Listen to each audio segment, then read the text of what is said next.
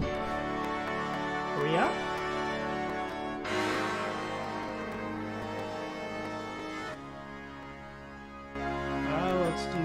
Let's do a couple things here.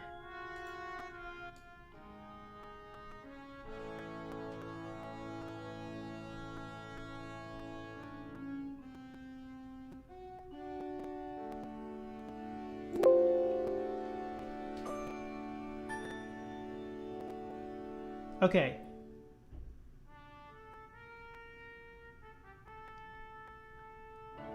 All appears to be going well so far.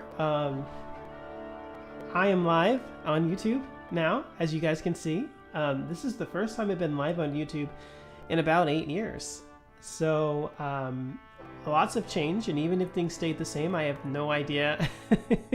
I don't remember anything about streaming on YouTube, so we're gonna figure some things out. Hi, Klein. How are you? Can you help me troubleshoot some balance things here? I'm gonna need to, I think in the future, I'm gonna need to add some compression to the desktop audio because when I play Finale uses classical dynamics, which basically means some of the stuff is gonna be too soft and some of the stuff is gonna be too loud. But let me know how things sound right now. I have a feeling it might be too loud. Correct me if I'm wrong.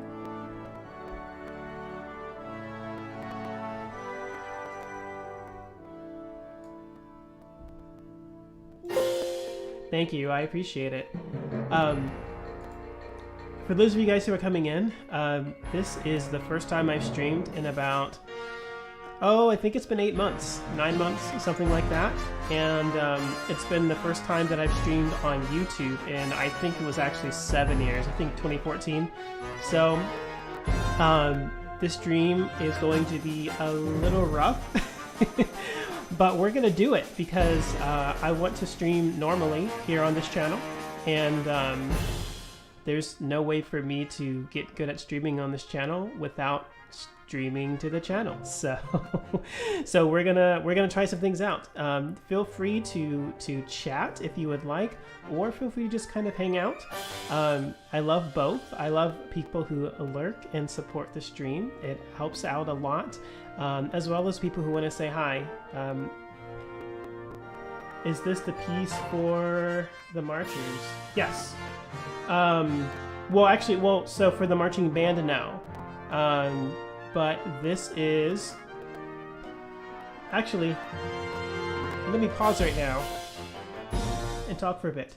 I was going to say I checked the playback style and click 21st century. What do you mean by that? 21st century on the playback style inside of Finale? Is that what you're asking, Mark? Also, welcome. The music is a little loud compared to voice, but only the loud bits. Yeah, that's what I was thinking. I think probably whenever we stream music, thank you, Klein, I'm going to most likely have to add compression onto the actual desktop audio because the lows are going to be really low and the highs are going to be really high. So Klein and Mark and everyone who's watching and hanging out, this is a piece that I wrote for a consortium. It's called Fantasy of Passage, and I actually wrote the original piece for a consortium for trumpet and piano, and then I expanded it to trumpet and wind band. And I put together a really big a group of people in the consortium who were going to perform it about a year ago or so.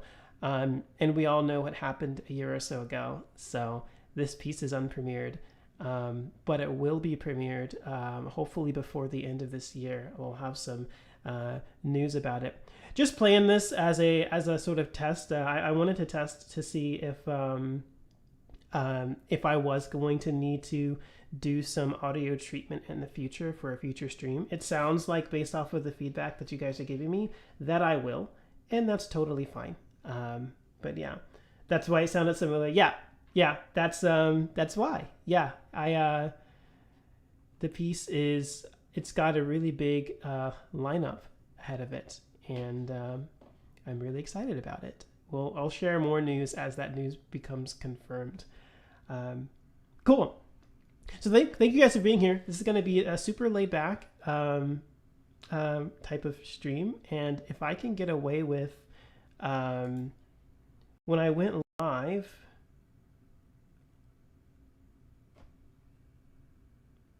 I might not be able to get away with this. I'm going to try to run a couple things in the background here. And in addition,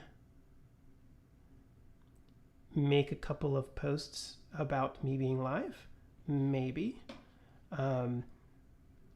However, I am currently streaming on a computer that is great for doing normal passive things. It's not necessarily great for all of the power that you need to run a music notation program and piece of software while streaming. So I may or may not actually be able to do anything other than just stream. But we will find out, and you guys let me know if I get lost, and we'll hopefully make sure that we're not skipping frames or anything. David, how's it going? It's great to see you. Thanks for stopping by. I am going about this rough / scuffed stream as smoothly as I possibly can. One, because I haven't streamed in a really long time, and two, because we're just not going to post anywhere. It's fine. We're not going to post anywhere. And two, because I have not streamed to YouTube in literally 8 years. And the last time I streamed, I definitely did not stream in the way and the style or in the manner that I'm streaming right now. This is very comfy, cozy, laid back. A lot of times you guys will see streamers on YouTube give formal presentations of sorts, and occasionally they'll check their chat, and chat might ask questions related to what's happening. That's not this stream at all. This stream is a super cozy stream. I'm hanging out, I'm writing music, and I will occasionally talk about the music that I'm working on, but I very much encourage you guys, if you want to just literally talk about the weather, to talk about the weather. The only thing that I encourage is that obviously we be kind and respectful to our friends and our colleagues that are around. And I don't think I have to lay down ground rules yet. As we get more into streaming regularly on the platform, I will definitely tell you guys more about some of the plans and some of the guidelines that I would like for us to abide by. But for now, let's just hang out and have fun. So humid here. Is it really, David? Literally hazy outside.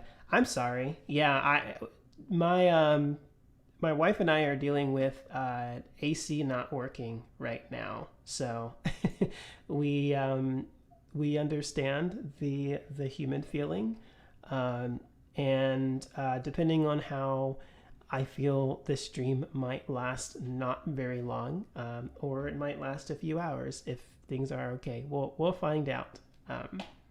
But obviously, having a computer up without a working AC will make things get pretty warm pretty quickly. Yeah, but I'm just gonna hang around and write some music and chat. And if we go with some some quiet moments where there are no chat, there are no conversations, that's perfectly and totally fine. But I will be checking periodically, so if you'd like to speak to me, please feel free to. I'm putting together right now an arrangement that I would like to play as a YouTube short. And this probably won't take very long, but I figured, why not do it up here so I can talk to you guys while I do it. It's hot here, but cooled down, humid. Just a refresher, the bucket rest is a full rest, and the hat one is a half rest. Yeah, so the one that is right side up as a hat. Klein is in fact a half rest, and this guy right here, right beside it, is a whole rest upside down. You are correct. Klein is my wife, for those of you guys who don't know, and she is learning how to play the trumpet and learning how to play the euphonium and other instruments, and had some musical experience on her own as well. But obviously, not as much as me, because I've spent all of my life behind four walls and blowing air through a piece of metal or staring at a computer screen and putting dots on lines. So yeah. I'd like to put together the Universal Studio Fanfare. For those of you guys who are not familiar with it, you'll be familiar with it soon, because I'm putting down the melody right now. But I would like to play that as a YouTube short. And so I'm going to put it together right now. A bucket because it holds a whole lot, and the hat because it only holds half of it. I've never thought of it that way. That's a great way of remembering it. Yes, that is true. That is accurate. Let's see. We need a dotted quarter note here, right?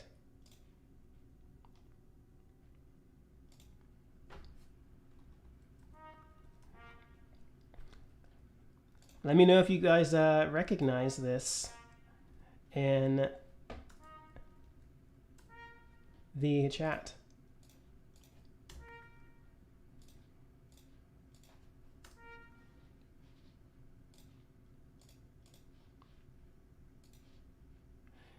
Okay, so what I'm actually going to do here is I'm going to make this a half note, a half rest, and we'll make this a dotted quarter rest, and there we have it.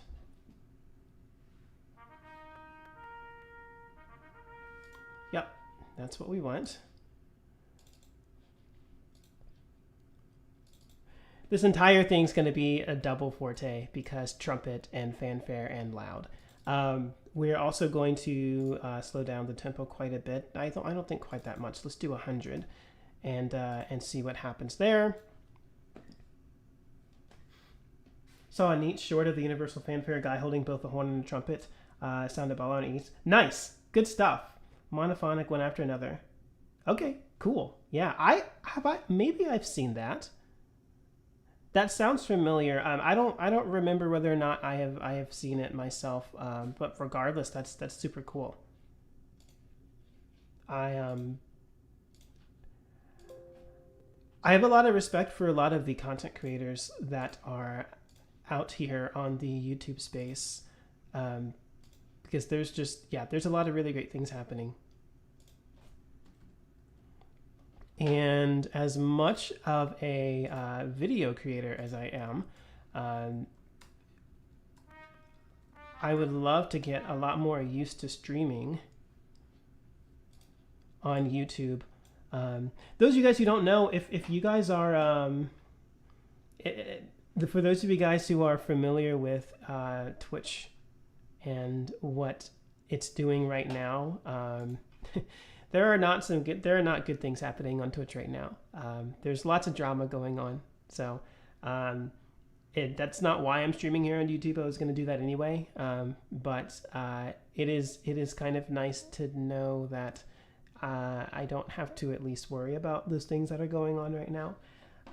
We can just vibe and write music together and have fun. And those of you guys, stopping in and lurking, I appreciate you just kind of hanging out with me. And this is going to be a very slow-paced kind of stream. Things will pick up in the future. I'm going to stream a lot more regularly here and put together a streaming schedule and all of that. But we're just vibing here. The note beeps are rather quiet. Okay, that shouldn't be too much of an issue, as long as we can hear it when we play it, but I appreciate it. It's that one thing from the opening of the thing. Yeah, yes, that is correct. It is that one thing at the place with the stuff. It has the sound, and it does the thing. You are correct.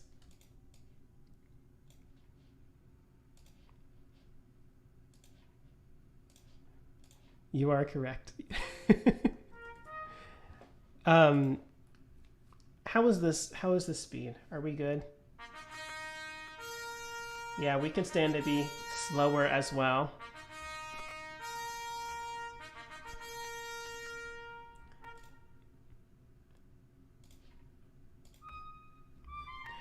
Actually, I should leave that note, right? We'll just leave the note there.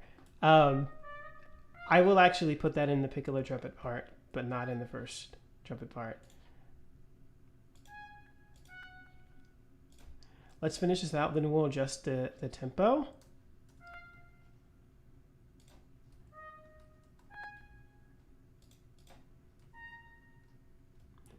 And we actually want that to be that. The remainder, whoops, the remainder of this melody will actually be doubled in the lower part. So I'll go ahead and put that just so we can hear the entire melody. And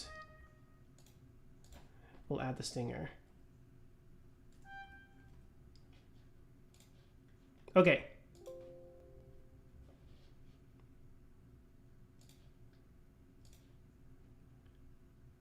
And just like that, that's as long as the fanfare is going to be.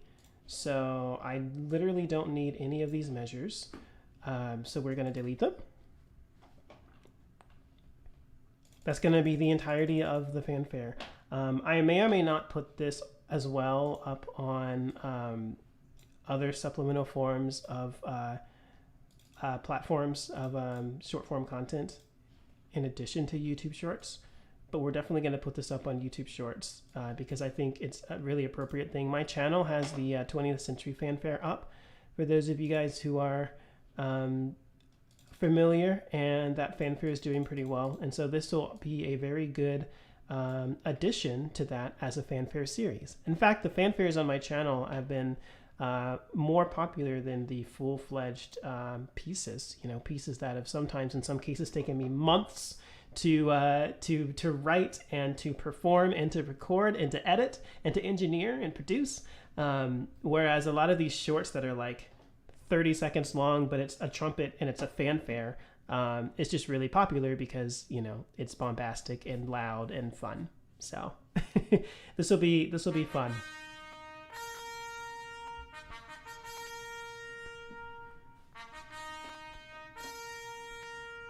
That's pretty quiet, isn't it? Are you guys able to hear that?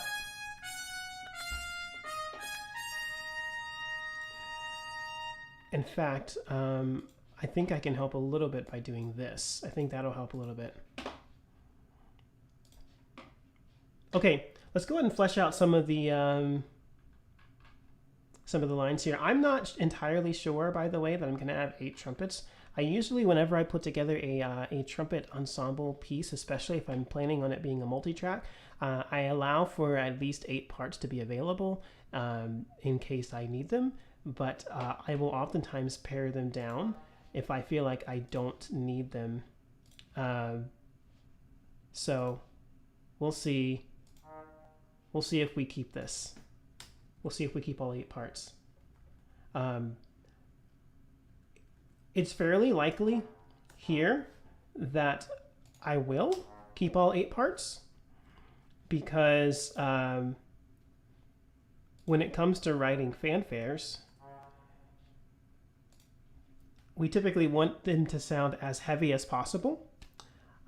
So yeah, hello from Twitch. My chat totally isn't watching you right now. Why, hi, Jesse. I would say hi to your chat, but since they're not watching me, not hi. It's good to see you. Thanks for stopping by. I hope that you guys are doing well. I hope things are going well. When it comes to fanfares, typically doubling parts makes things feel a lot more expansive. So from a compositional standpoint, I will most likely use all 8 of these parts, if not more, just for the sake of doubling. So we'll see what happens here. This is a bass trumpet, by the way. So if you guys heard those notes and they sounded lower than a normal trumpet, it's because they are. It's because they are.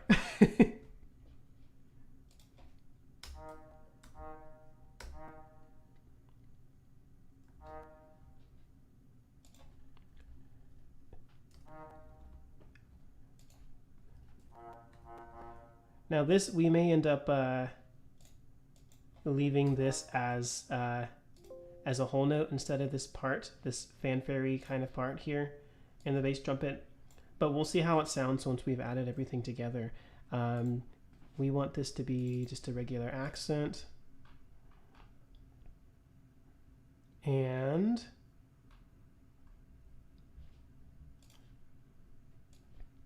then we want to double this on piccolo trumpet, and we'll bring this bad boy up an octave.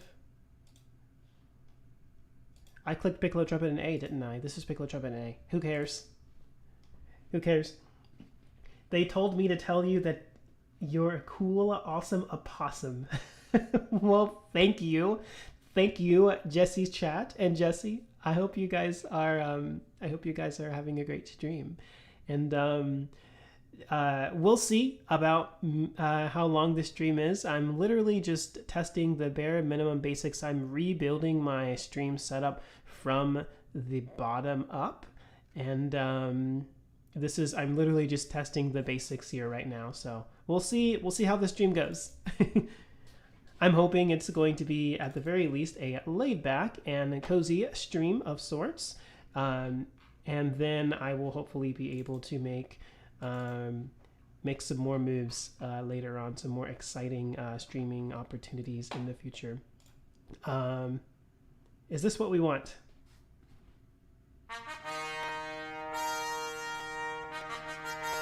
Record each track with both the Infinity and the SM70. Oh, wow. Oh, wow. I did not realize it already accounted for the octave jump in the trumpet part. We are definitely not doing that. That's not a thing that's happening. We're on version 26, Mark. Things that don't work here. Record each track with both Mini and the SM57. Pan them hard left and hard right and flip-flop each part. Okay. Yeah, I mean, that sounds like a great idea, David, especially given the variety and tone quality that it'll give and sonorities. I'll definitely try that out for sure. I appreciate the tip, David, coming from the audio engineering and recording expert himself. Things that don't work here. Oh, that doesn't work. Oh, yeah. I have nothing set up at all. So it will most likely work in the future, but I don't have Streamlabs set up here. I don't have anything set up anywhere here. I am pretty sure that it is possible, but I haven't looked into any of it. I haven't really. I've been too lazy, basically, to look into all of those things. I really just wanted to make sure that I could successfully stream on the platform. And so that's what today is. That's why I didn't really do much spreading the word about today, because it's going to be really slow paced and really just kind of, we're just all chilling and hanging out. You're watching me put piccolo trumpet parts 2 octaves higher than it should be, and it's all good. I want to hear this now. You have to record it that way. David, you are welcome to record piccolo trumpet 2 octaves higher. I will not do it, but you're welcome to.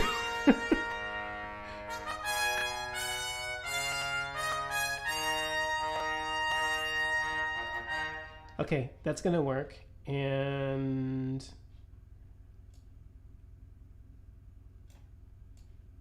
this goes here. And this goes here. Nope. That. And okay, cool. And that'll work.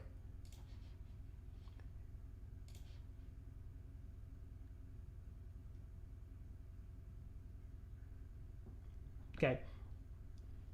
Is this the universal fanfare? It sure is.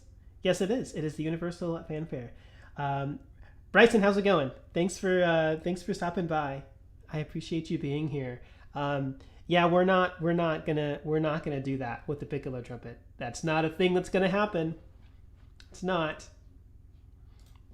Okay. So we're gonna double this part. Probably twice from the first iteration, and probably we'll do 3 for the second iteration. And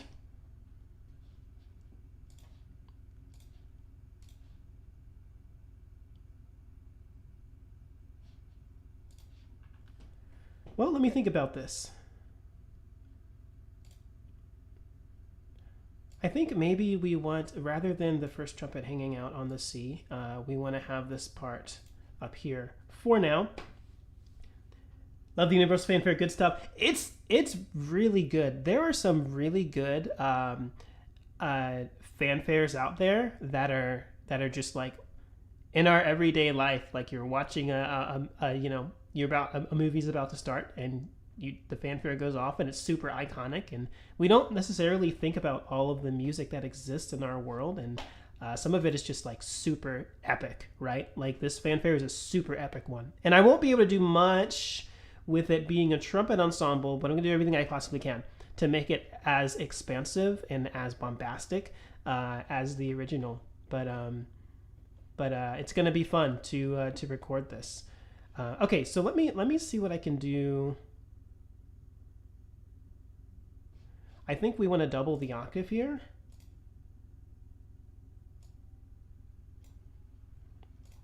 Yeah, is that gonna work? I think so.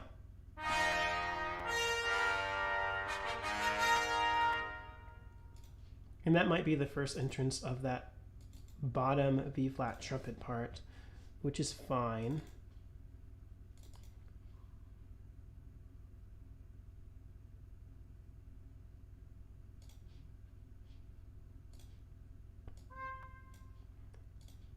And we might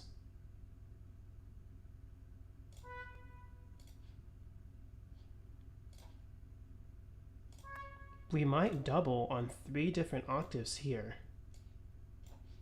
We'll see how it sounds.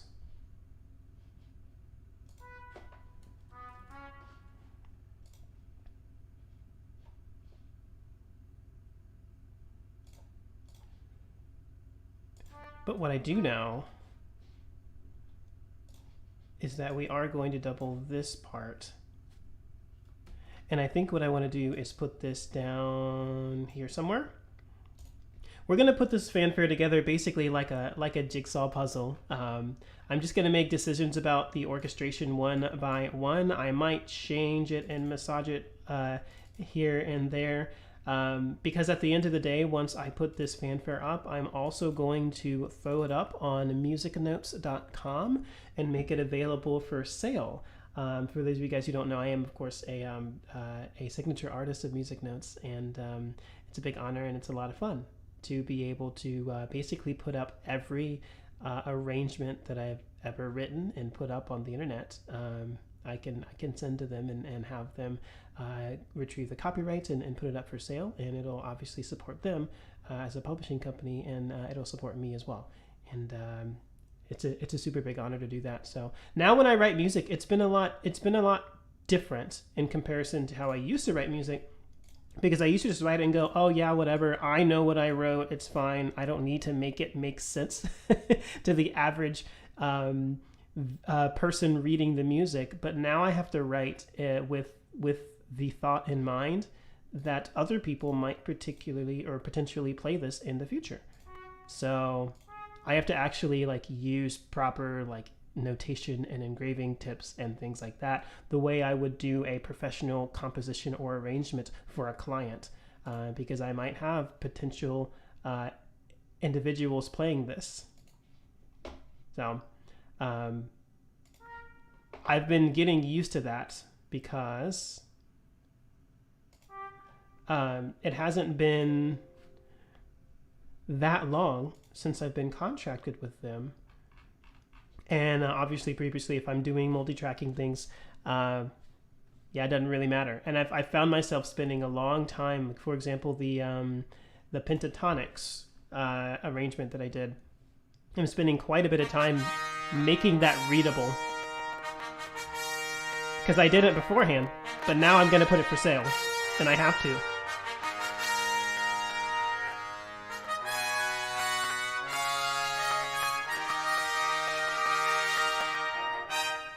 Okay, that's going to work. We'll flesh that out a little bit. I think we want to make the last note a bit longer.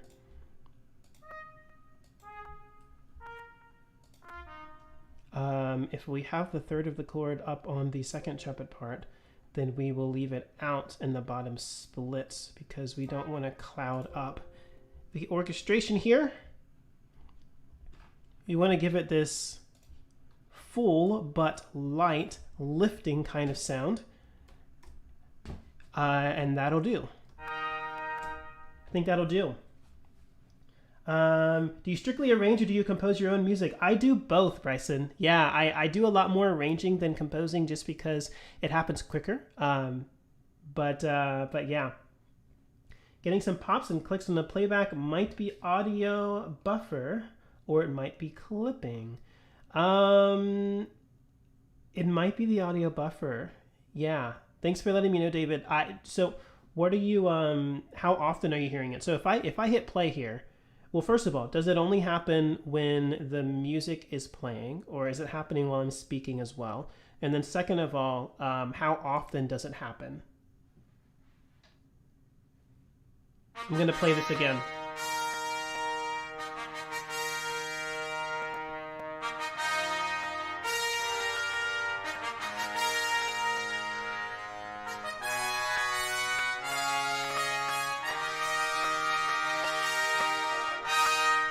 Anybody else hear some audio buffering issues as well? Again, this is I am new to streaming specifically on YouTube and in resetting up everything from the start. So all of these troubleshooting things will be super helpful. I keep hitting my camera. All these troubleshooting things will be super helpful, and I appreciate it. Definitely feel free to make note of any of these things. I'm of course going to go back and look after the stream and check some things out, but it is helpful in the moment as well.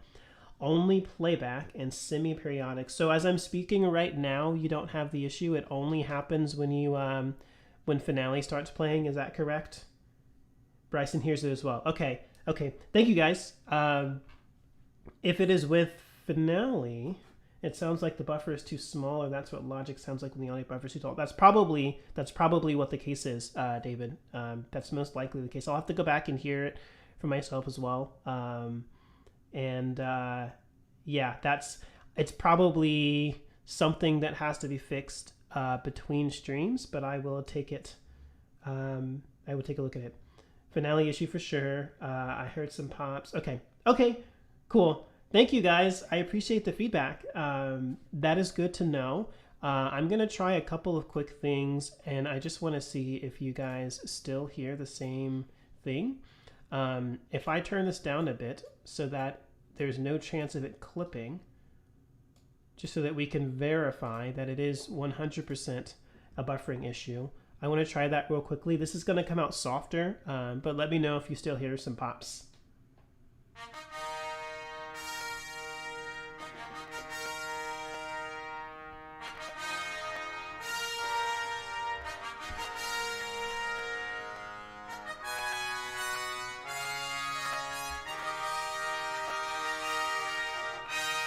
Same issue?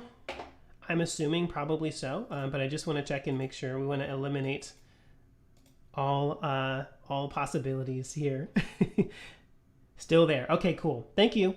No worries. I can most likely get that taken care of before I do my next stream. I guess we'll just have to deal with it for now. Hopefully it's not a huge issue.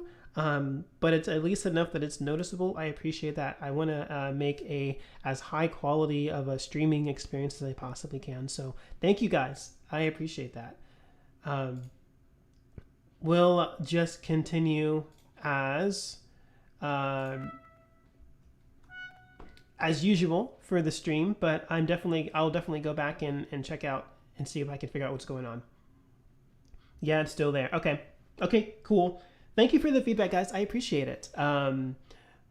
I had a similar issue when I was streaming writing music on Twitch, and it was a buffering issue. So it's most likely just the same issue, having to go back and reconfigure everything through OBS. And there are different encoding settings that YouTube uses as well. And so there's a lot of moving parts going on in this stream, but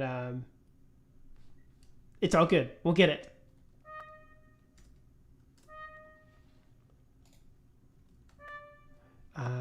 We want that to be E flat. Thank you guys for being here, by the way. This is my first stream on YouTube, like I said, and I think it's been 7 years. I was honestly not even expecting to have an audience at all. And so I appreciate you guys being here and kind of hanging out with me. Note Performer sounds so good, I'm planning to get it soon. Note Performer is awesome, Bryson. It is fantastic, especially for the price. I mean, like, of course, before Note Performer was out, anything that sounded anything like it, you would expect to pay at least $300 for. Note Performer is less than half of that, and I think it's some of the best sounds that are out there for MIDI. It's transformed a lot of the things that I did with my career from a marketing standpoint, and I was very grateful to change it. Jesse, who was here previously, who is currently streaming on Twitch, talked me into it. It took me like a year to actually get Note Performer, because I was just like, oh, I don't need it, people are gonna play it live anyway, it doesn't matter. But when I finally got it, I found myself kicking myself for not getting it way sooner. It just makes a really big difference to the experience when you're writing, and it's a lot more marketable when you share the music with clients. They can hear a lot more of what you actually intended. So yeah, it's good high quality sounds.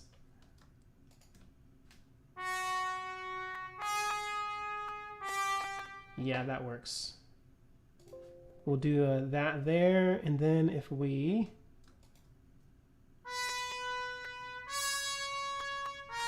okay.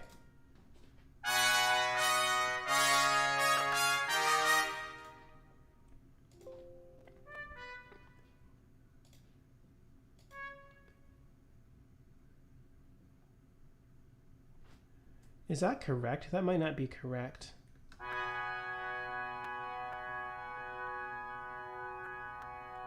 I think...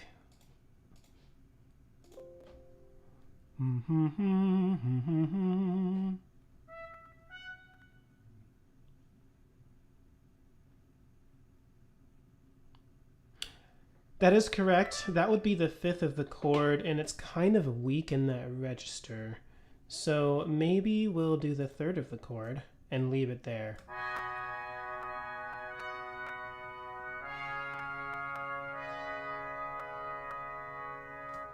And we'll leave this here. Okay. Yes, I definitely agree. Yeah, it's a game changer. It's a game changer, and as a content creator as well as a musician, we cannot underestimate the impact that quality sound makes on the overall experience. It's just a really big deal. It really is. And so nowadays, whenever I have the opportunity to increase the sound quality when I present something, I take that chance. It's the reason why I went ahead and made my upgrade in microphone a couple of months ago to the Barkley Infinity Gen 2 ribbon microphone. It is a fantastic microphone, it's the most expensive upgrade that I've made to my equipment so far. But I knew the upgrade in audio was going to be worth it. And it was partially an outgrowth of some of these smaller purchases that I've made, purchases like Note Performer for Finale, and having that upgrade in sound, and some of those other purchases. I made a smaller microphone purchase about a year and a half ago now. Maybe, well, it's been a little over a year ago. And I got the SM57, which was, certainly better than what I had before, which was just the default speakers on my laptop, which we all know are just so amazing, right? And those upgrades make a really, really big difference when it comes to working in our career.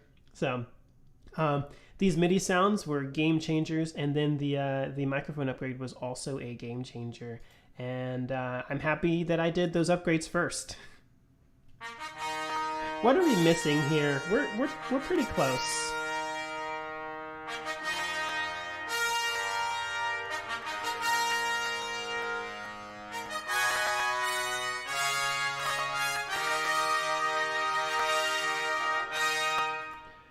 So,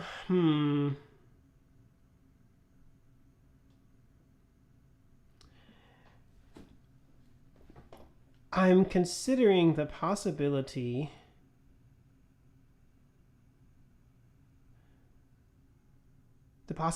that I can take, the options I can take to potentially make this sound less hollow. I think let's maybe fill in this chord tone first and see if that helps.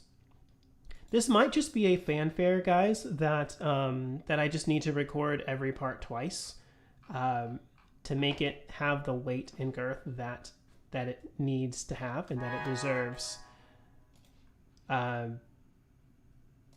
Being a trumpet ensemble, obviously trumpets lack in the low range quite a bit.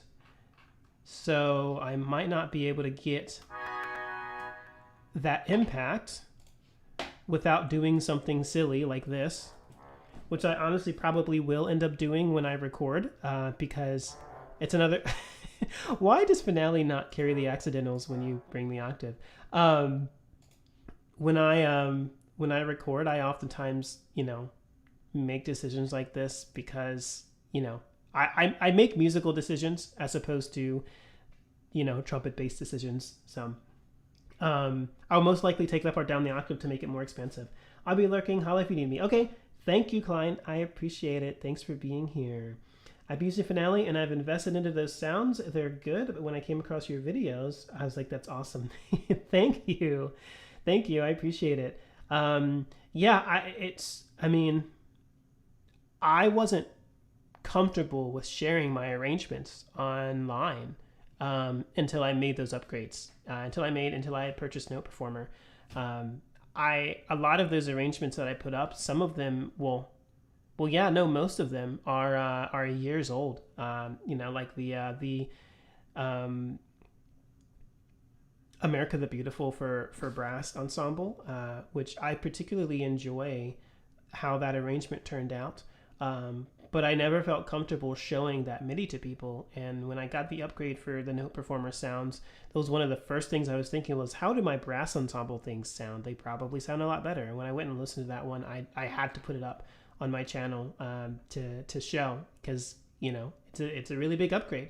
Obviously, the next big upgrade will be having a live ensemble play it, which will hopefully happen at some point in the future, as soon as we can reliably do that as a country and as a world, and not have to worry about people getting sick. But we shall see.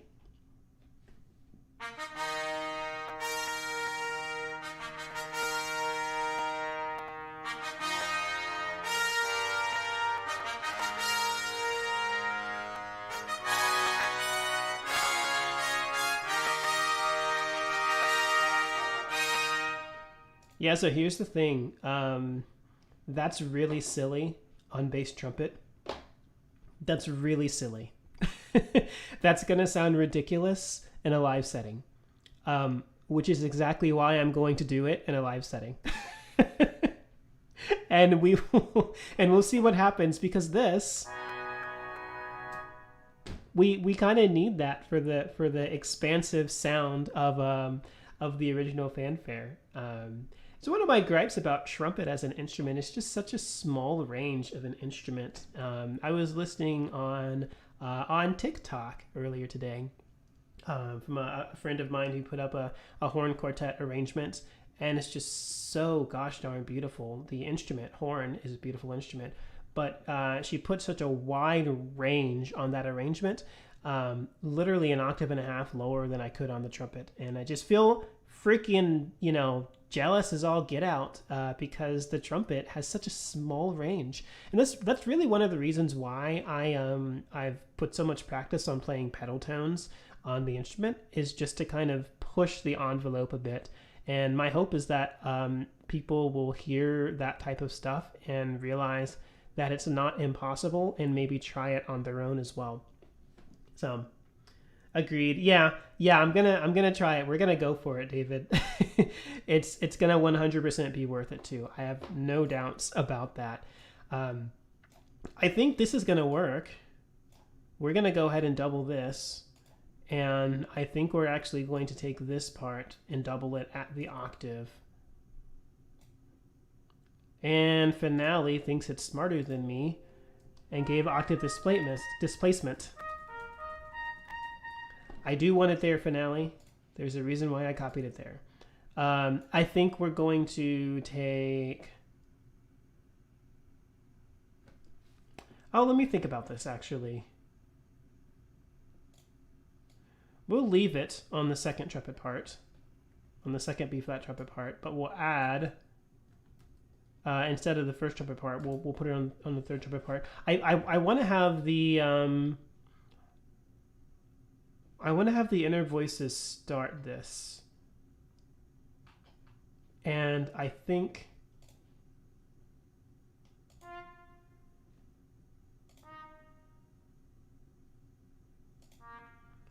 we can maybe get away with this.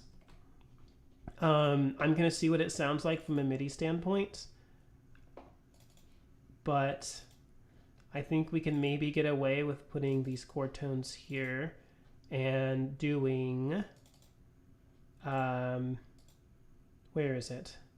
Doing this. We're gonna try it. I'm such a creature of habit. I can mass add these dynamics, but I'm so used to putting them in one by one. Totally doable on 4-valve. That is true. That is 100% true. 4-valve flugel is pretty impressive of an instrument, and I will be making some serious investments in a high-quality 4-valve flugel the moment that I get the chance. That's how I feel that I wish the range was larger. Yep. Trumpet's a great instrument.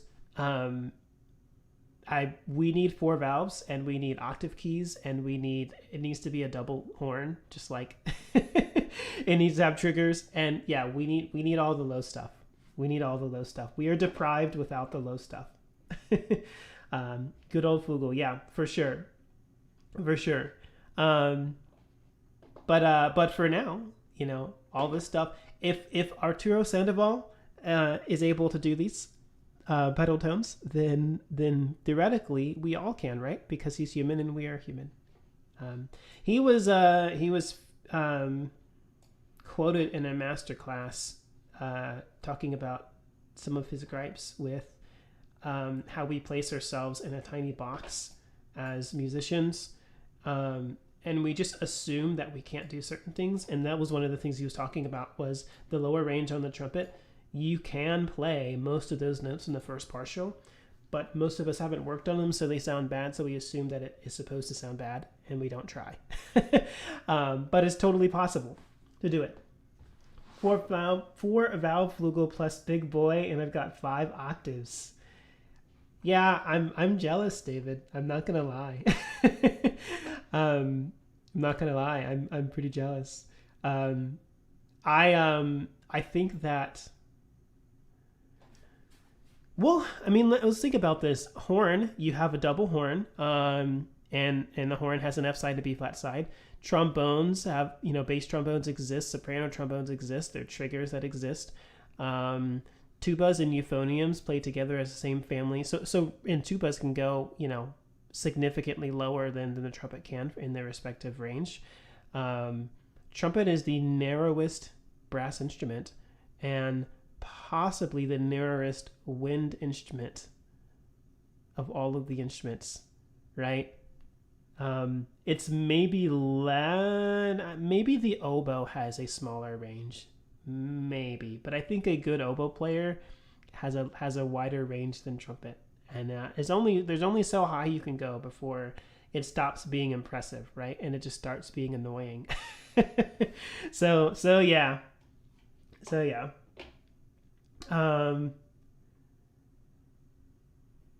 You too can own a big boy. One day, it'll come one day. They are totally possible. I literally work on some pedals today. It's a lot of fun. Yeah, I love playing pedals. The flugel part is the expensive one. The flugel. I'm sorry. I'm spacing out as I'm reading this. Are you talking, David, about the flugelhorn as an instrument? Is the most expensive one? Is that what you're saying? Yeah, I would love to have this. I would love to have access to about 4 or 5 more octaves on the trumpet. I was told and shown that the better your pedals are, the better your upper register is. That is 100% true. Also, welcome, Kenny. It's good to see you. I have found that they complement each other. They don't affect each other. Yes. A lot of my students who have trouble with upper register, I help them to improve their upper register by improving their lower register and improving the air support that it takes to play in that register. Because if they don't do that, then they're not going to get the sound they're looking for.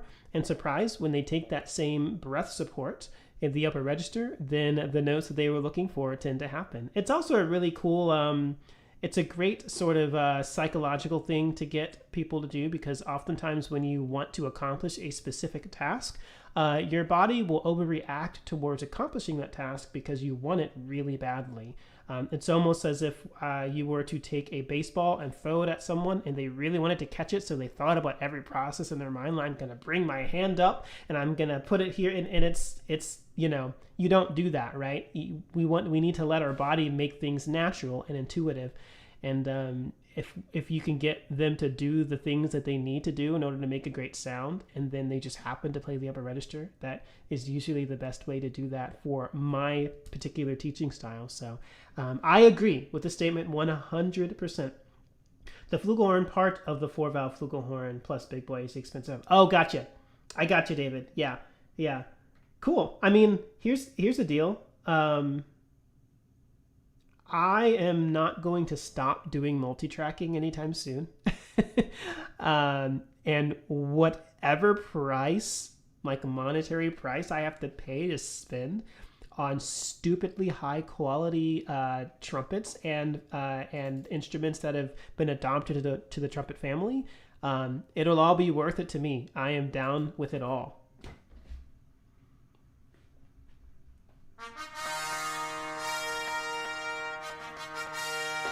Okay, I'm gonna veto the 9, but let's see if the root and the 5th work. I love the style of teaching and Trick the Body. I use it a lot too. Yes, it's great, because it's one of the, you kind of have to catch people off guard, and it's oftentimes when people self-diagnose their issues. Oftentimes they find the symptoms and they don't find the root of the issue. So, sort of tricking the body to do certain things is it's very valuable and useful.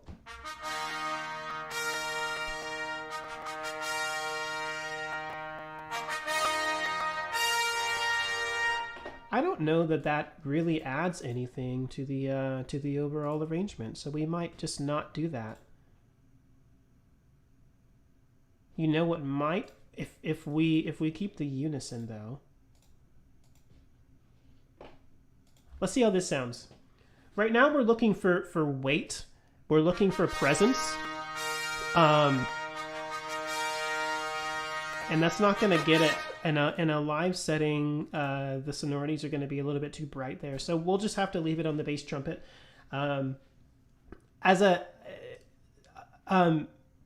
a friend of mine and me are collaborating. A lot of you guys, I'm sure, if not all of you, know Brandon Dix. David, I know you do, obviously. He and I are putting together a composing and arranging tutorial for a trumpet ensemble that we're going to put up on our respective channels as a collab.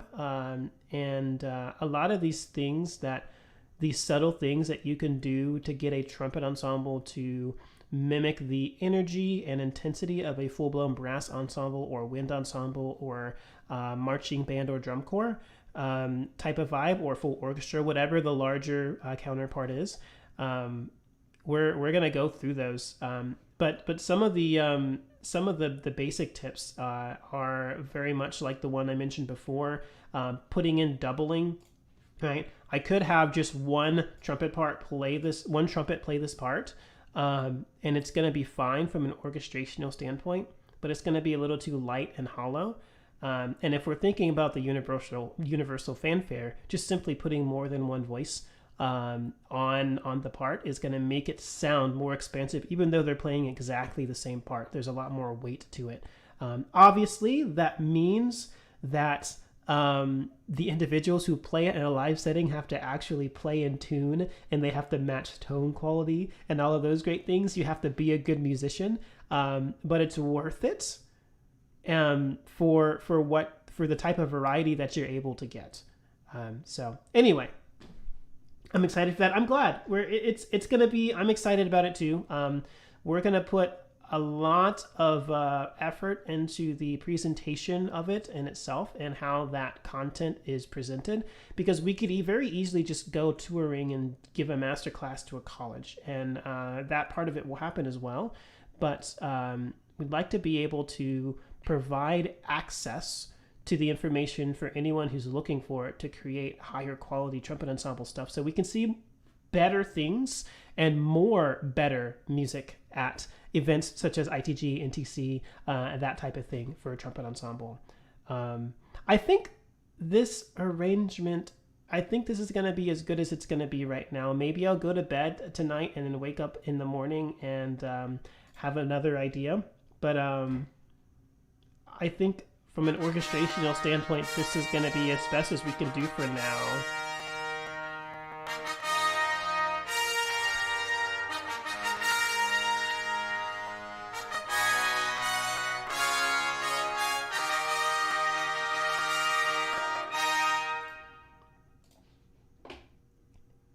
Yeah, I think that's gonna be all that we can do for this fanfare. We'll move on to something else. Streaming is going decently. We haven't dropped any frames other than at the very beginning of this stream.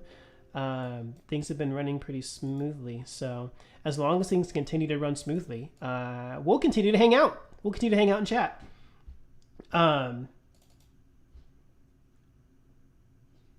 Now, if I'm going to be silly and put, unreasonably low octaves in the bass trumpet part, I might as well do it on the last note as well, right? So we'll see how that sounds. You are meant to do this live stream thing. You've got a great demeanor and ability to speak through the gaps in chat and flow into the next idea very seamlessly. You need to keep live streaming. Kenny, I really, really appreciate that. Thank you so much. I really, really appreciate that. That means a lot. I'm hoping that this will open an opportunity for people to understand that they don't have to be so uptight when it comes to learning. That learning can be a journey, it can be fun, and you can hang out with people, right? I'm a college professor. And, there's a certain demeanor that I have to carry in the workforce. But also, I'm a guy who enjoys music. And hopefully, things like streaming will allow for the opportunity for people to see more of that side of our professionals. So I really appreciate it. I hope you have a good night, Kenny. Bryson, I agree. Thank you. I appreciate it. We'll grow this community once I get a streaming schedule down. I really just, like I said today, wanted to make sure that I knew how to actually set things up on YouTube. And it looks like things are going fairly well. So we will definitely have more streams in the future, and I will be putting together a streaming schedule. And the great thing about YouTube is that you can actually schedule your streams the same way you would schedule a YouTube premiere, which means if you're hopping up on YouTube, you'll be able to see hours before I go live that I'm going to go live. YouTube will show it to you if I set it up that way. So we'll be able to, even if you don't know what the schedule is, if you see the post before it happens, then you'll be able to prepare for it. And so hopefully we'll be able to go in audience, hang out, have fun, do these types of things. The things that you might see at a conference, such as ITG, but in a more sort of informal, sort of hang out and chat kind of setting. I really think that's, there's a lot of value to doing this type of thing.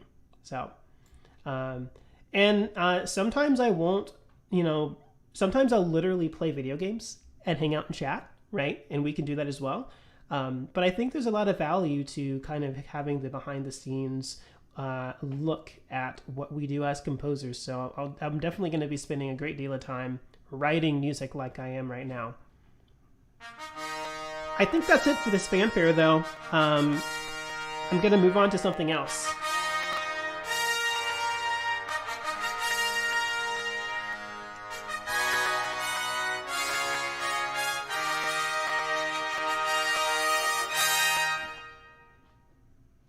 That'll work, right?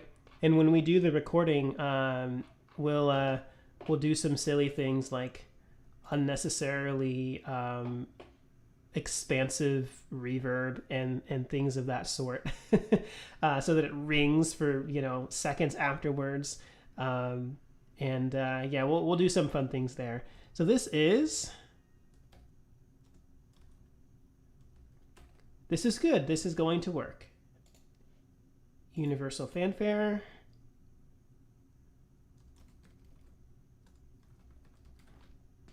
Trumpet ensemble. Now let's see if I can switch gears here for a different kind of project. One of the things that I really want to be able to do on my YouTube channel is to have obviously these streams where we can chat and hang out, but also the opportunity to have more educational videos, which obviously would involve talking and putting together those types of videos. They need background music, and there's obviously lots of really great options. There's lots of stock charts, so to speak, out there, and some really good high quality things, especially since Twitch ran into its DMCA situation about a year or so ago. A lot of people have come up and put out some really great high quality copyright free music. But there's nothing like creating music on your own, specifically for certain things. So I think that some of the backing tracks that I use for those types of videos, the how-to videos and such, are going to be things that I write on my own. And if they work really well, then I'll also make them available for the public, and maybe even potentially make them free, in the same way that a lot of the other copyright-free stuff is out there and exists. And so I'm going to try, in fact, let me just throw out a full orchestra here.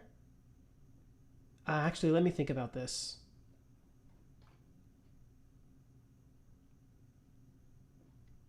Yeah, let's do it. I can always add and take away parts.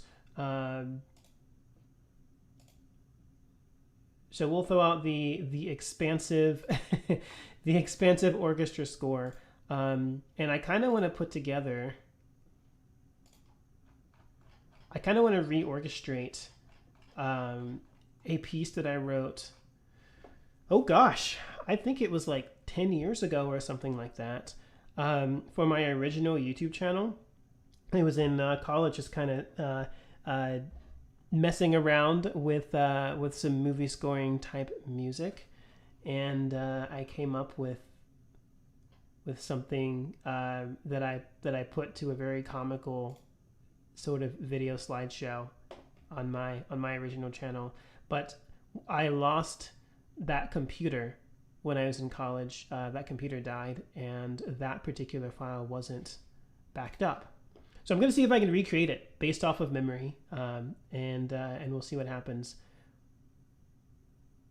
I think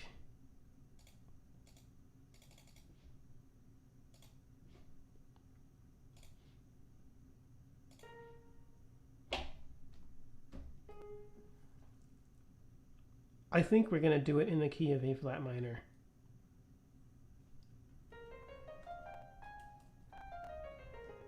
Yeah, I think we're going to do it in the key of A flat minor. How does this look from a transposition standpoint? Are we going to have to do... We might have to do it's inharmonic. Will we get away with doing it's inharmonic? Is that going to look any less evil? Not really. Not really. But we'll leave it. We'll leave it for now.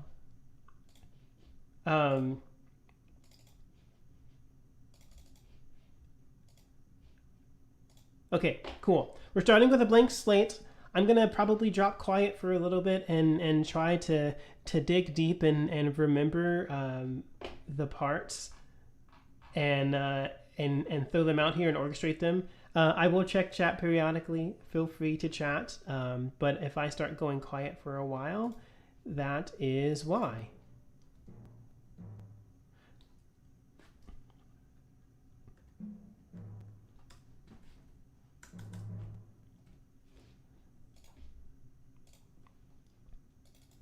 What I would like to do. So this is a very sort of heavy, epic kind of piece, which will make sense as to why this is such a strong or a wide orchestration type of thing in a moment when I start doubling parts. See you, David. Have a wonderful night. Thanks for being here. Thanks for supporting the stream. But this is going to be...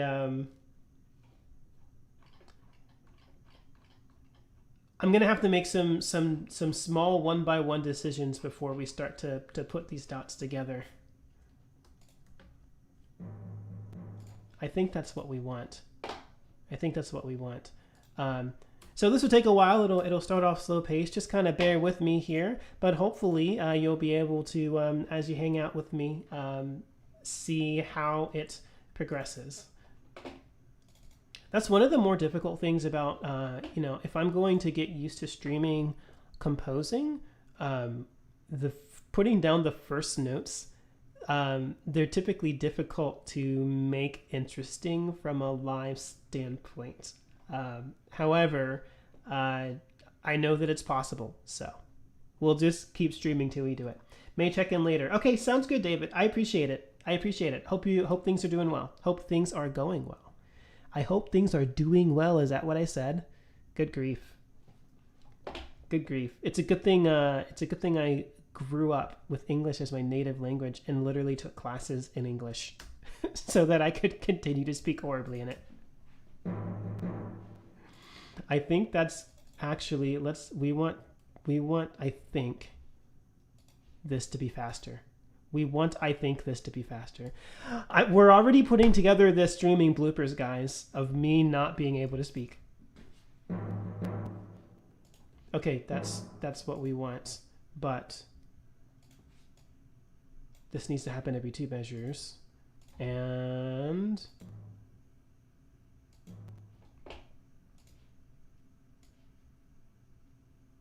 I think that's accurate. Does this orchestration include a snare by itself? Yes, it does. Okay, so let's put the snare part in as well. Whoops, not as a grace note, but as a typical note.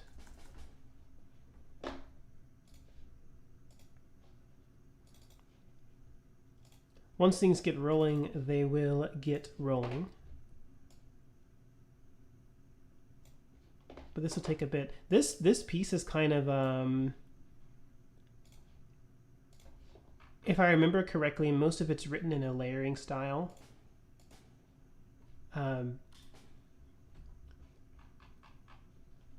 And so a lot of these parts just kind of repeat and kind of repetitive ostinato figures as more parts line in. That was the way that most of my writing, my composing happened when I was younger.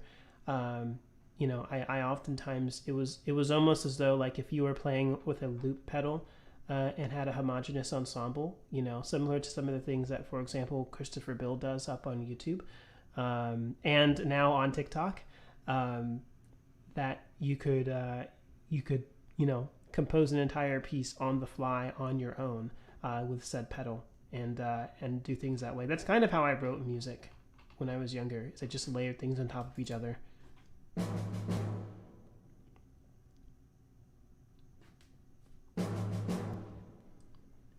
I think that's what we want.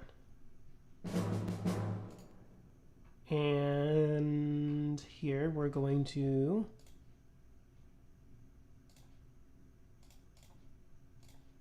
do this.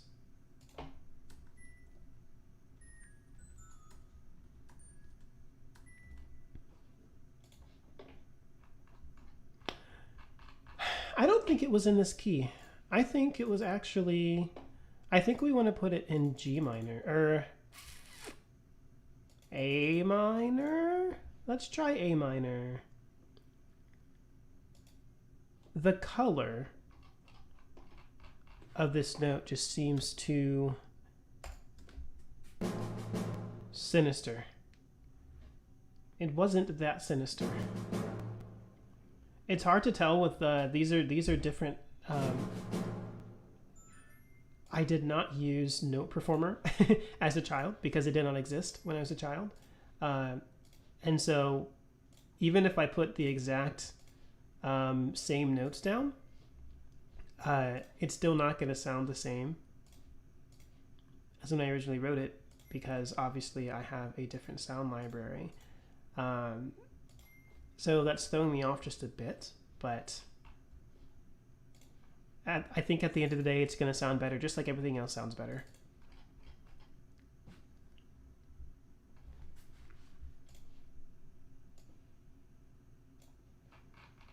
And I think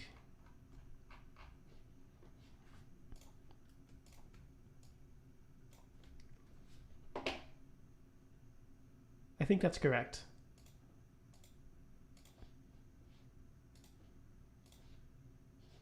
If we do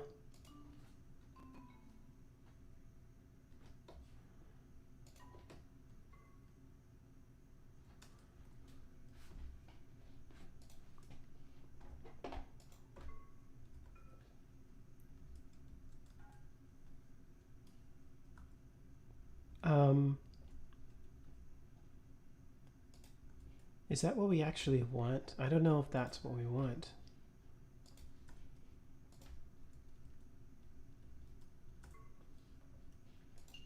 Whoops. Whoopsies. Maybe it is what we want.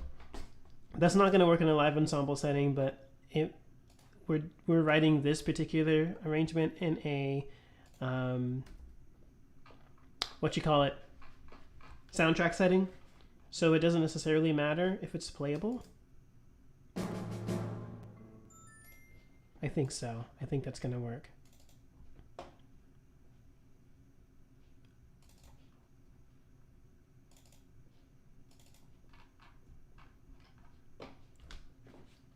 Okay, and I need to find, here we are.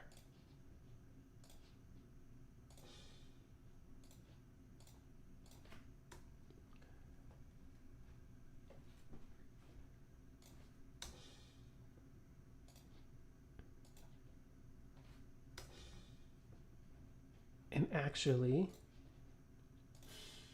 we'll do, whoops.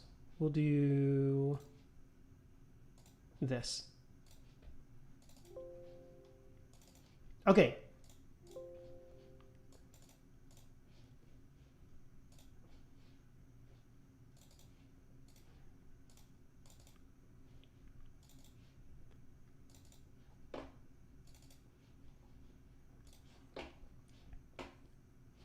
we'll see in the future.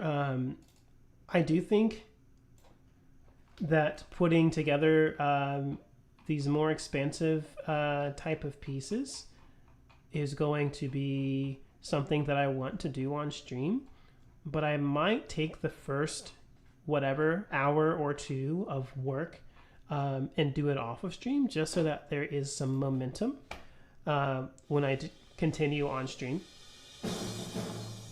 But we'll see. This is all new in terms of, you know, this experience. So, okay, that's going to work. So we're just going to play things by ear. Continue to learn and grow and develop. And yeah, we'll see what things work and what don't work. This goes here, right? Yeah, this goes here.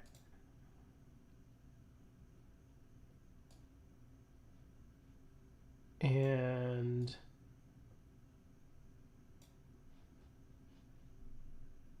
yep.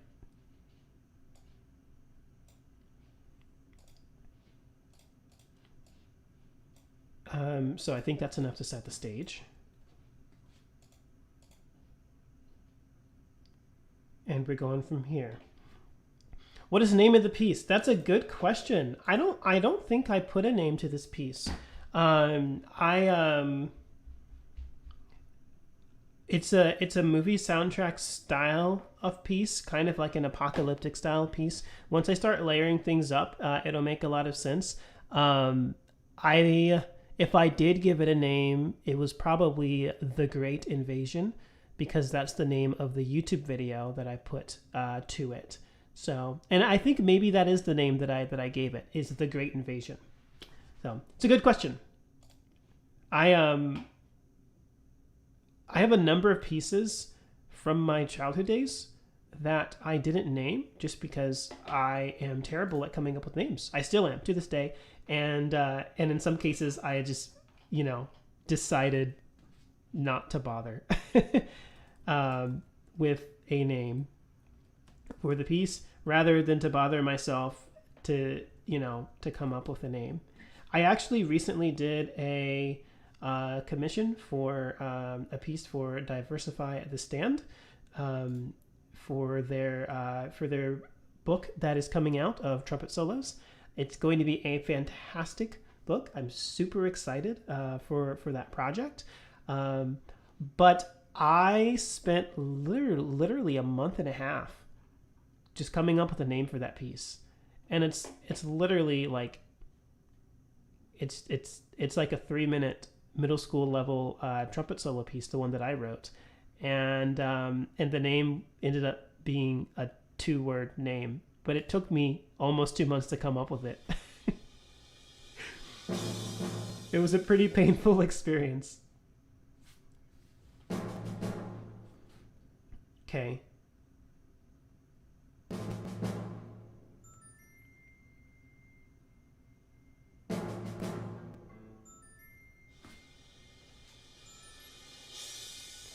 Okay, I think that works, but we want this to be a little bit stronger when it comes in. I'm gonna actually do some sound engineering to this soundtrack once I'm done with it on paper. So this won't be the last iteration of it. I'm gonna add lots of echo and reverb to it and whatnot, but I want to at least get it close.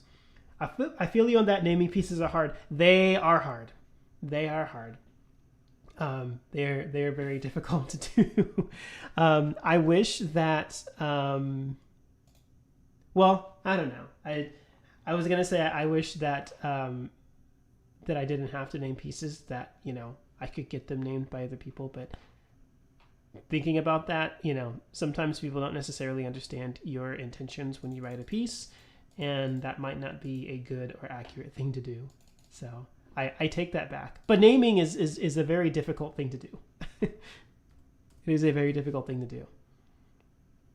Okay, so now as I'm putting these things together, I think I'm able to get a pretty good and accurate representation of the parts that I need and don't need. I do not think I will need xylophone. I will probably need vibraphone. I will not need chimes. So I'm going to go ahead and delete some of these extra staves that I will not need. We will definitely need the strings. We'll leave the harp in just in case. I think we'll leave the rest of the percussion in just in case. And we'll need this. Okay, cool. So just those few parts, so that we don't have to scroll quite as much.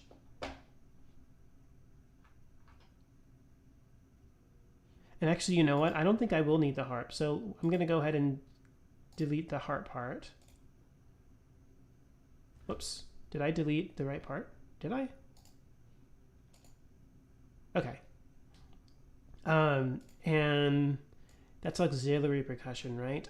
If I have bass drum and I have timpani, hold on, and cymbals, and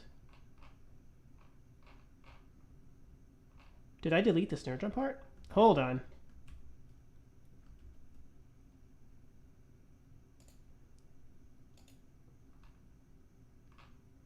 Okay, I think when I delete one part in this score, Finale is bugging out and deleting more than one part of the score, so I'm just gonna leave it alone. It had deleted my snare drum part, and I need that snare drum part, so we'll leave it there for now. Okay, all those parts are available. Okay, we'll just leave it as is for now. It's no big deal. Okay.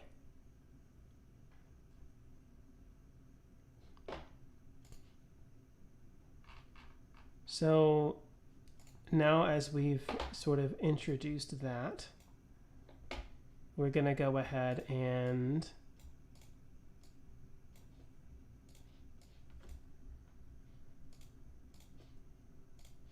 get started on the more active part of this.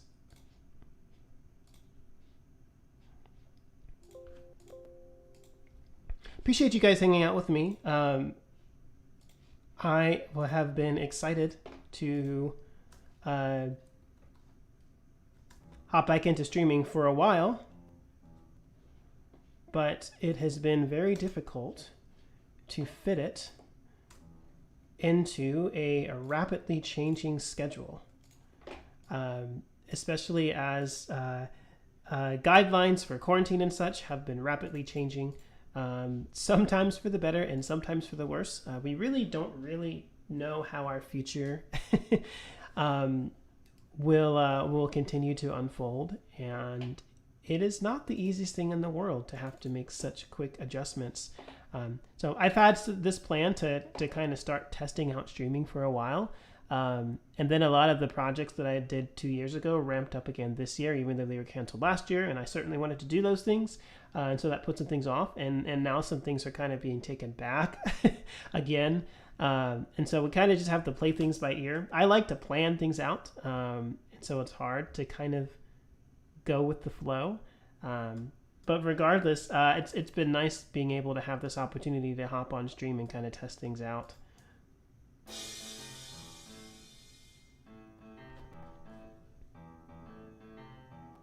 Okay.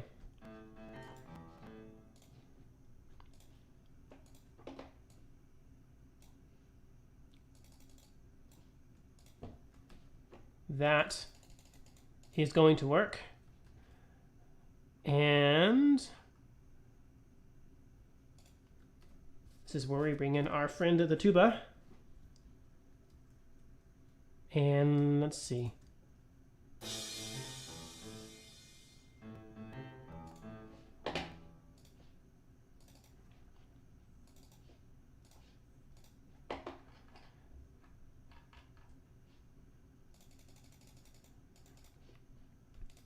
We'll keep our tuba in the mid register there for now, but we're going to double, whoops, we're going to double that part.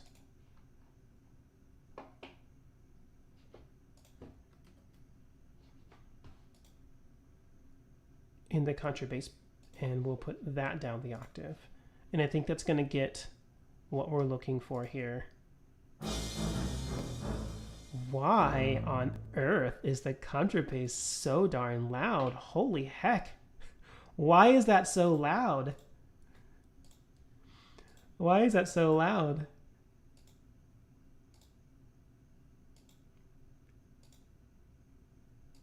You can barely hear the tuba, and the contrabass in the mix is apparently the same dynamic, but it certainly is not the same dynamic in the actual playback. Let's do that.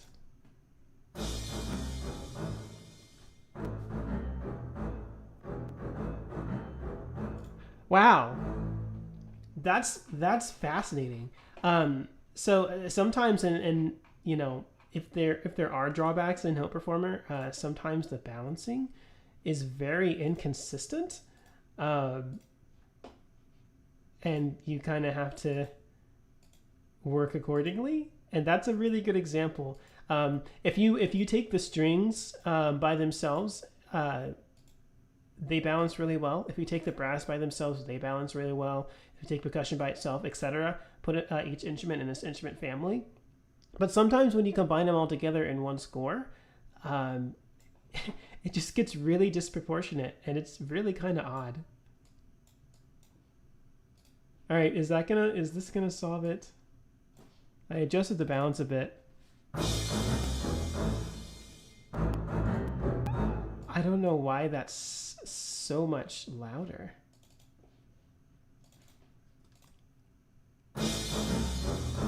All right, maybe it's just a playback thing. Let's start it from the beginning and see if we're having the same problem. Hopefully we're not. It's very odd.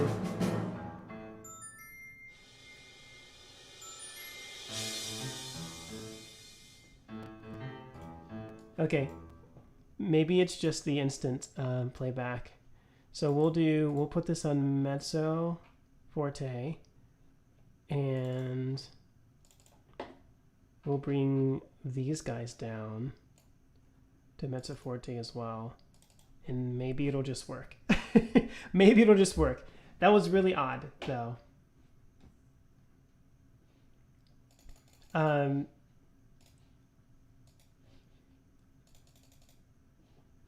gonna go ahead and continue this loop.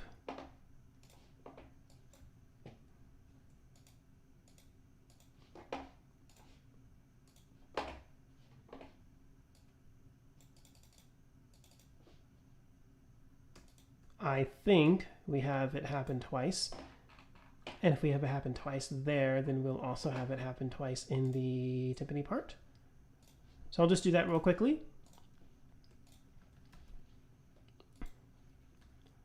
And then we'll finally punch in the melody in just a bit here. Oh, come on. Okay.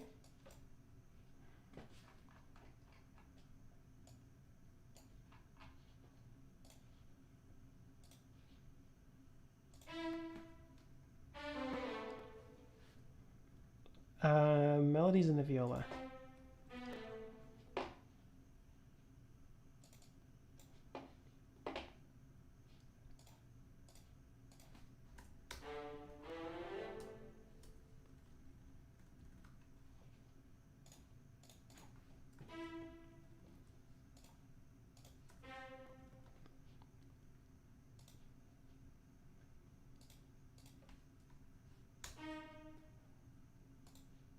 Whoops.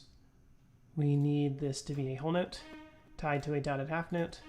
Once again tied to a whole note and another dotted half note.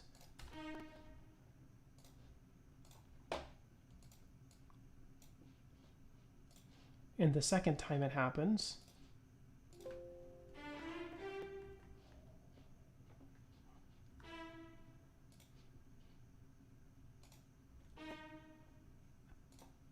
we need this to be natural. Okay. And I think I'm going to start my playback now at measure 10, because we won't need to start previously at any point here.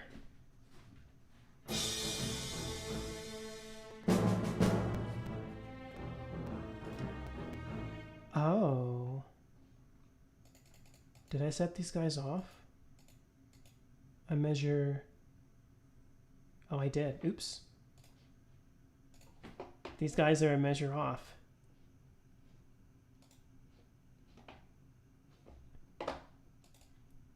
How did I do that? How did that happen? Let's listen to this and see what I did. So it needs to be on measure... Oh, I know what I did. Okay, I know what I did. It's a measure too early. And I did it twice. Okay, okay. I know what happened. I didn't pay attention, that's what happened. So first thing I need to do is I need to take this, whoops, and delay this by a bar. And then I need to take this, right, okay, and delay this by a bar. Yeah? Yeah. That's gonna happen at measure 10.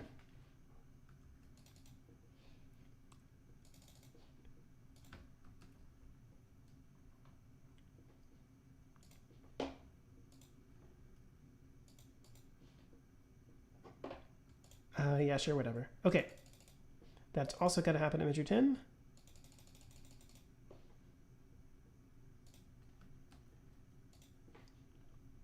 All right, I think we're good. Welcome back, David. It's good to see you.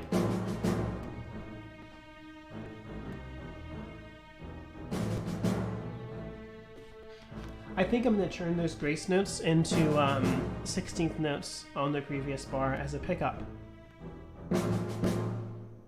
Yeah, I think I'm going to turn those in. We'll leave it for now and see how it sounds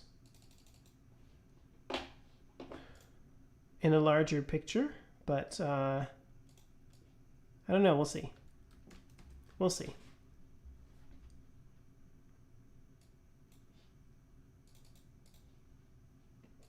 We shall see.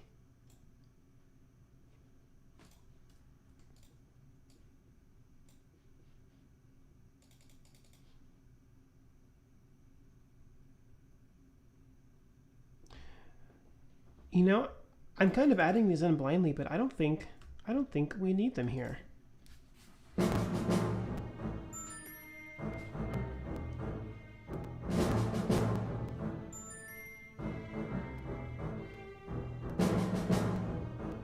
I don't think we do.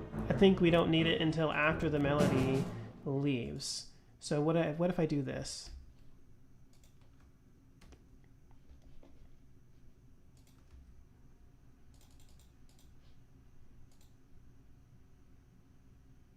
Yeah, we'll do that. We'll do that. So that'll allow me to delete this part as well.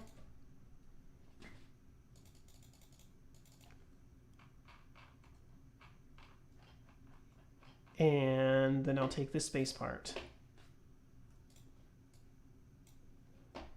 And we'll perpetuate it for a little bit longer. Whoops. 1, 2, 3, 4, 5, 6.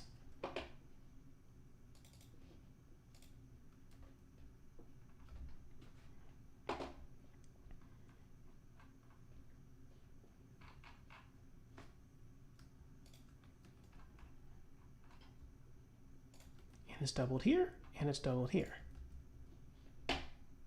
Down the octave.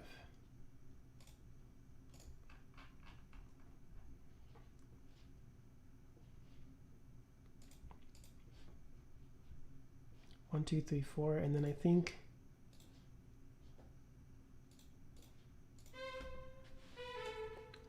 this is where that part comes in.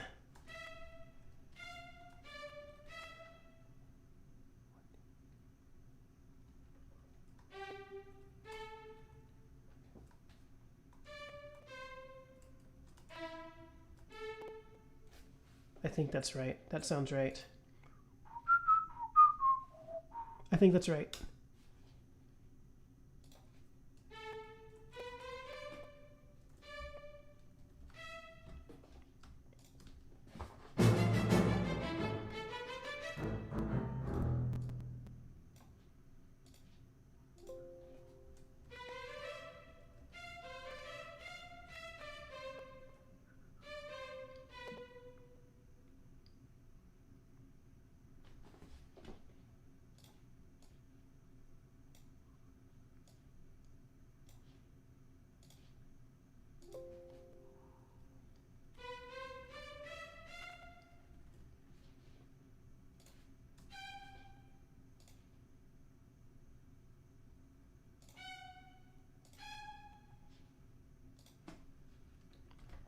Okay, let's see what this sounds like.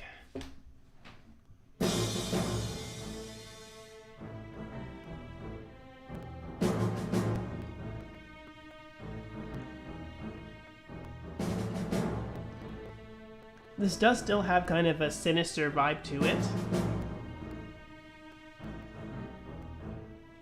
But there's a little bit of buoyancy.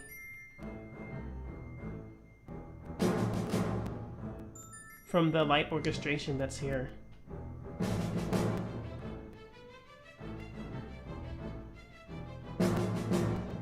Okay. Okay, that's exactly what we need. So we'll put this on forte. And we'll crescendo the last bar. And we're going to double it. Whoops.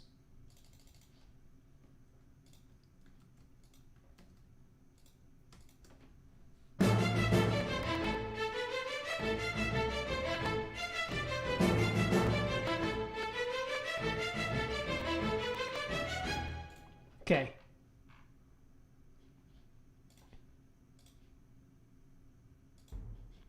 And that's when we will introduce our bass drum.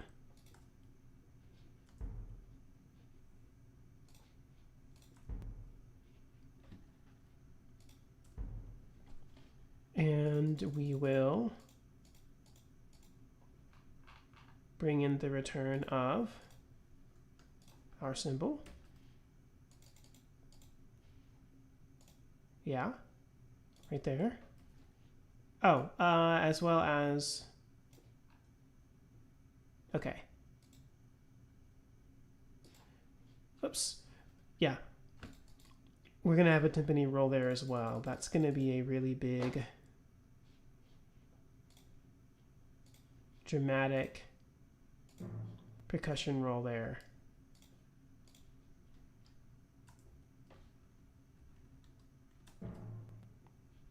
Super big, super dramatic.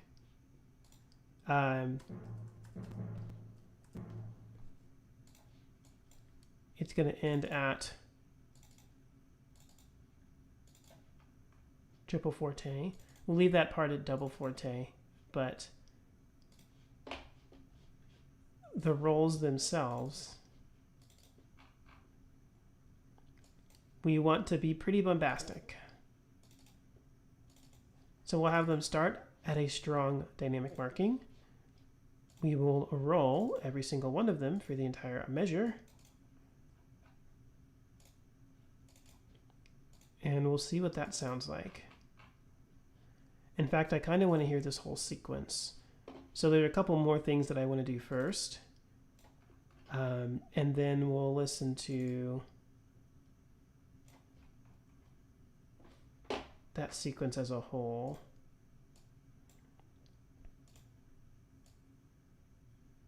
We'll shorten this crescendo to end the last note on double forte.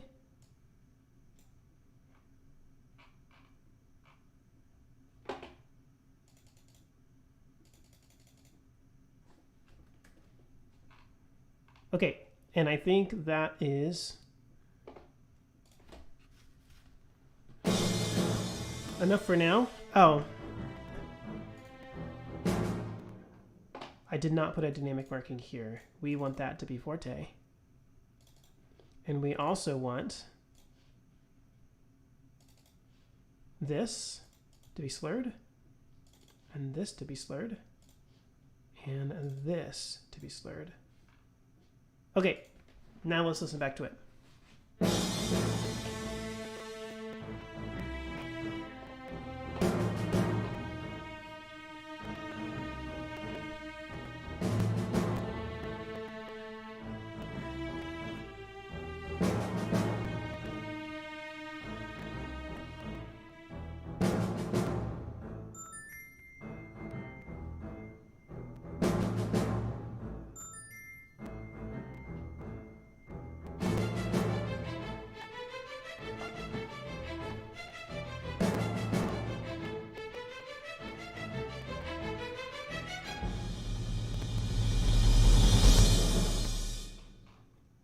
That's a pretty big one, isn't it? I almost think it's not big enough. Let's see what this sounds like if I do this. If we bring the pitched instrument up on dynamic marking, and we bring the cymbals up, I think I want to leave the bass drum there, and we'll end the bass drum at double forte, and in fact, I think we'll bring the beginning of that roll down as well from a balance standpoint. Okay.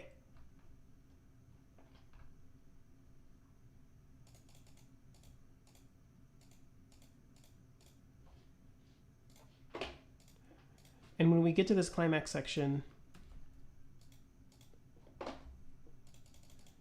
I'm going to go ahead and build a little bit of this. I'm not going to finish this on stream. I'm most likely going to finish this off a stream. I kind of want to head back to some trumpet ensemble stuff, but I at least want to get the climax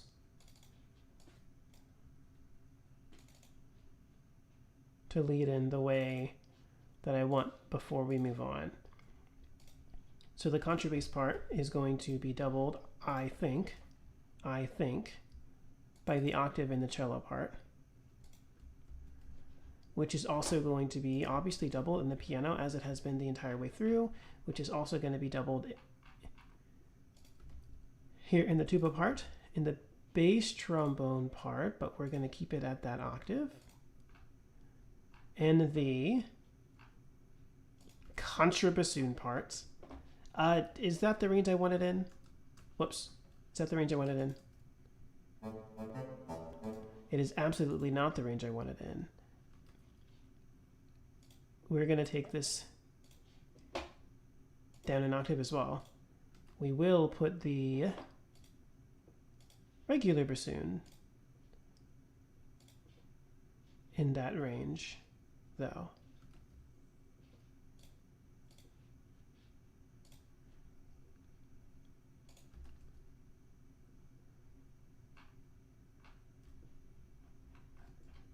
All the bass.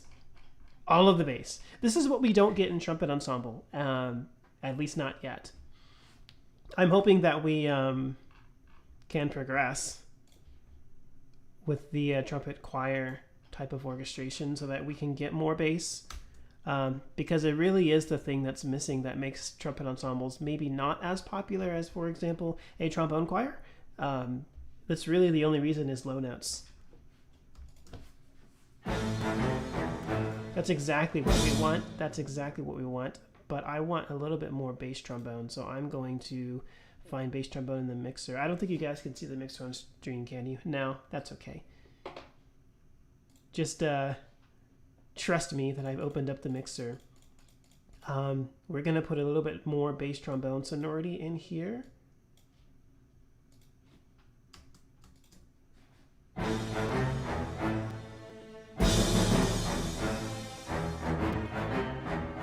Did I do what I think I did? I sure did. You guys, I'm not very good at the copy and paste when it comes to writing music. I am a through composed type of person. And Often when I copy and paste, I paste in the wrong place. You wouldn't think that you need to be experienced in the art of copying and pasting, but clearly you need to be experienced in the art of copying and pasting, because that is the second, if not the third time that I have copied and pasted in the wrong place today.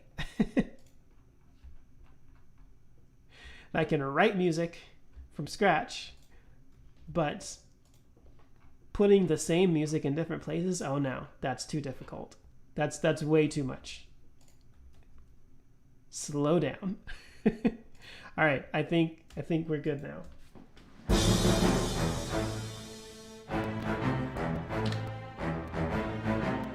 Okay.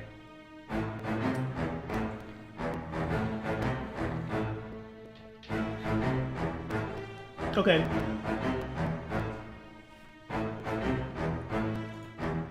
Okay, that's what we need. That's what we need. So now let's go ahead and double the melody so that it's not so massively overpowered. And we've got this. Oh, you know what? Maybe I should double it in the cello part. We'll come to that in a second. Especially considering where this part. So I think we want some more bass voices here in the viola. Not bass per se, but tenor, baritone voices. So we're going to put the entire trombone section on this. Right? Yeah. And then we're going to put... actually, you know what? Now that I'm thinking about it. Okay. Let's take the bass clarinet and put the bass clarinet on the melody. In that range.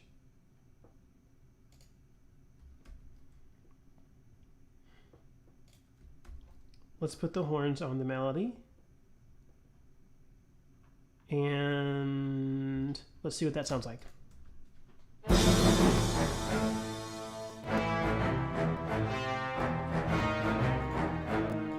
I think we do want to put the cellos there. All right.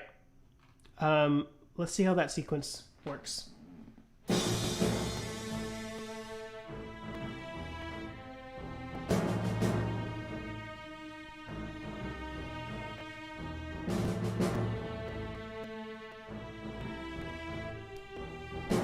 I'm going to say this multiple times tonight, but I appreciate you guys for hanging out with me. I am in a very good mood, seeing that the stream works, and obviously there's going to be a lot of things I need to troubleshoot, but this is good news, that we're able to run the stream successfully.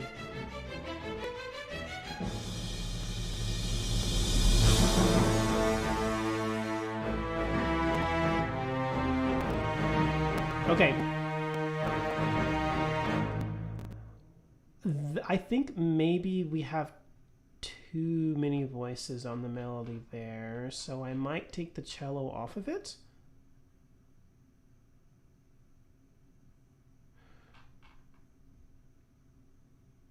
And I might take the bass clarinet off of it.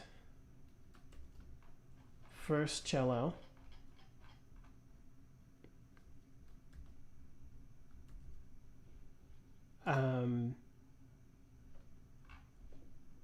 Hold on.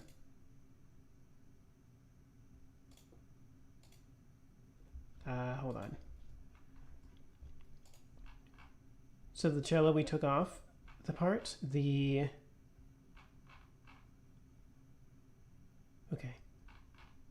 okay. Yeah, let's leave the bass clarinet on it, take the cello off of it, see how that works, and then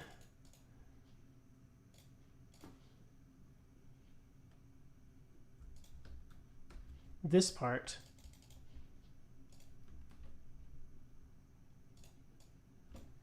We're also going to put here. Maybe we'll just finish out this segment of the phrase before we move on. And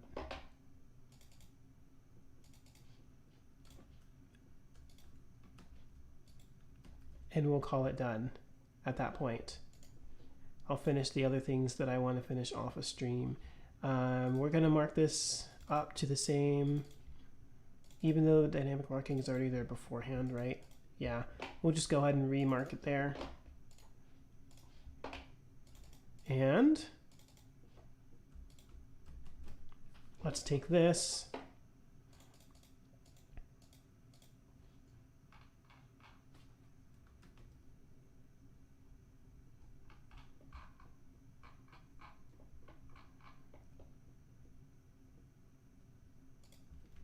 Now this we might not actually get away with this doubling, but we'll see. We'll put the clarinet 2 down the octave, and we'll keep the clarinet 1 in its original octave. And we will put one flute. Oh, not in that octave. Not in that octave. We'll put them in an octave that makes sense. And let's see what that sounds like if we start right on it. Yeah? Let's see what that sounds like.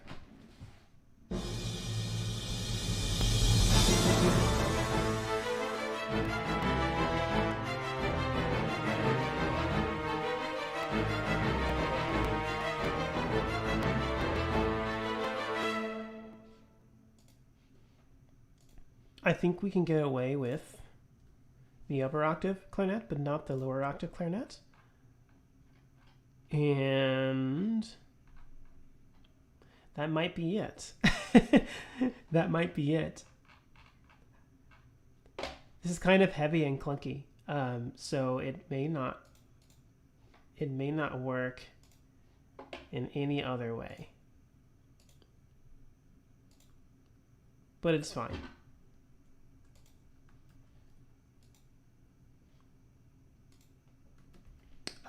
So we'll go ahead and put that part there as it should be. And its counterpart as well.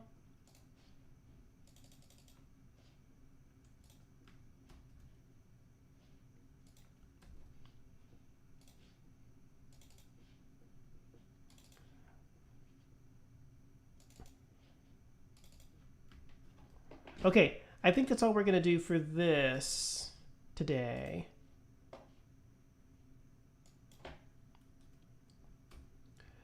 So that's a productive day. We've got a sampling of what trumpet ensemble sounds like on stream, and we've got a sampling of what a more fuller orchestration sounds like on stream.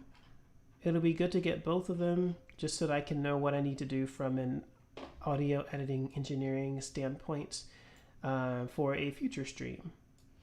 So let's listen to this. Okay. And see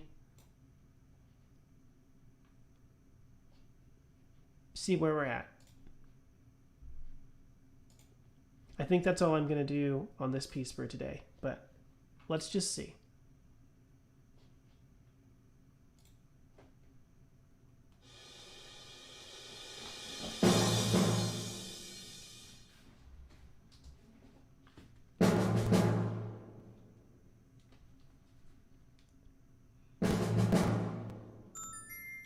I think the original might still exist on my YouTube channel, on my original YouTube channel. I think the video might still be up. I'll have to look after stream.